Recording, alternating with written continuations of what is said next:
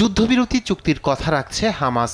ভোরের আলো ফুটতেই শনিবার আরও 6 জিম্মিকে মুক্তি দিতে তোড়জোড় দেখা যায় গাজা উপত্যকায়। উৎসুক জনতার ভিড় ঠেলে হাজির হয় কাশেম ব্রিগেডসের যোদ্ধারা। প্রক্রিয়া শেষ করে সপ্তম দফায় রাফায় 2 জিম্মিকে তুলে দেয় রেড ক্রসের হাতে।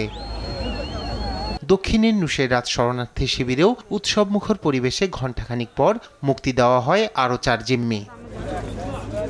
6 জিম্মির মধ্যে এলিয়া কোহেন, তাল সোহাম, ওমর শেমতোব ও ওমর ওয়েনকার্টকে 2023 সালের 7 অক্টোবরে ইসরায়েলে হামলা চালিয়ে গাজায় জিম্মি করে হামাস। ফিলিস্তিনিদের উপর দশকের পর দশক নির্যাতনের প্রতিবাদের অংশ হিসেবে তাদের আটকে রাখা হয়।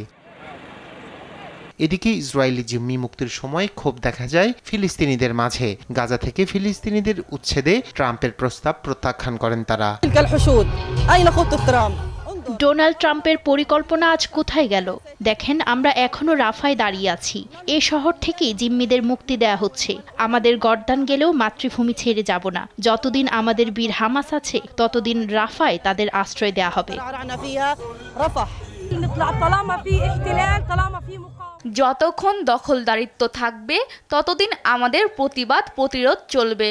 1 ইঞ্চি জায়গা থেকেও আমাদের উচ্ছেদ করতে পারবে না কেউ। এদিকে তেল আবিবে প্রতিরক্ষা সদর দপ্তরের সামনে জিম্মি হস্তান্তর সরাসরি পর্দায় দেখতে জড়ো হন বহু ইসরায়েলি। ধারাবাহিক জিম্মি মুক্তিতে বয়ে যায় খুশির জোয়ার। 6 জিম্মির বিনিময়ে ইসরায়েলি বন্দিদশা থেকে মুক্তি মিলছে 602 ফিলিস্তিনির। আর এর মধ্য দিয়ে শেষ হচ্ছে যুদ্ধবিরতির প্রথম ধাপের বন্দি বিনিময় প্রক্রিয়া।